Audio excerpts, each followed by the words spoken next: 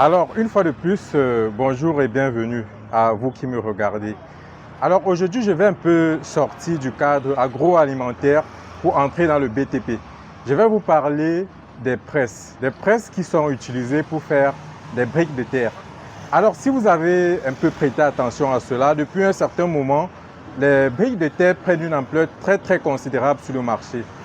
Et je tiens aussi à avouer mon admiration pour ces briques de terre qui sont très pratiques, qui sont d'ailleurs très beaux et qui sont aussi très résistants. Et c'est aussi écologique.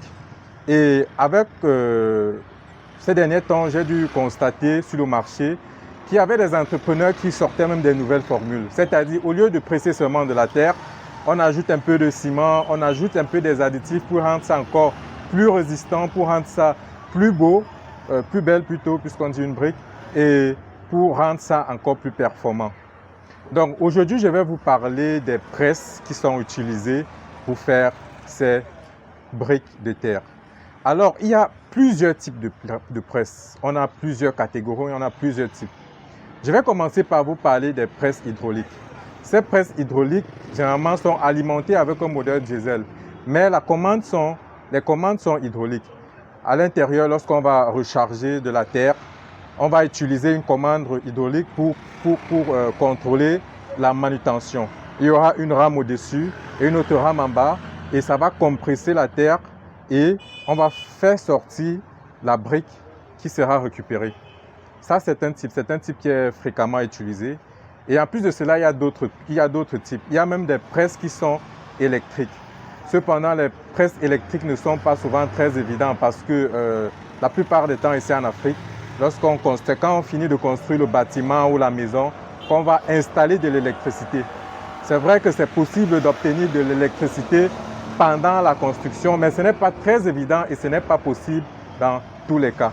Donc, il y a aussi les presses électriques qui fonctionnent avec des moteurs électriques, mais il faut souvent s'adapter au milieu, il faut s'adapter à l'environnement. Et en plus de cela aussi, il y a des presses qui fonctionnent avec des moteurs mécaniques, des moteurs diesel, des presses qui, lorsqu'on met de la terre, ça va presser et ça va une fois fait sortir. Je pense que je vais vous faire une petite vidéo là-dessus lorsque j'aurai fini de fabriquer un modèle. Et en plus de tout cela, il y a aussi des presses manuelles, c'est-à-dire des presses qui n'ont pas besoin de moteur. C'est juste une manutention manuelle pour obtenir les briques de terre. Alors ça, c'est un modèle de presse manuelle, une presse qui va fonctionner uniquement à la main, dont je viens de fabriquer. Alors ici, à l'intérieur, nous aurons les moules qui vont en effet donner la forme au savon. Lorsqu'on va recharger de la terre ici, de la terre ou de l'argile, on va utiliser ceci pour ramener ainsi à l'intérieur, pour que cette terre puisse ramener ici à l'intérieur. Et on va ramener et on va presser.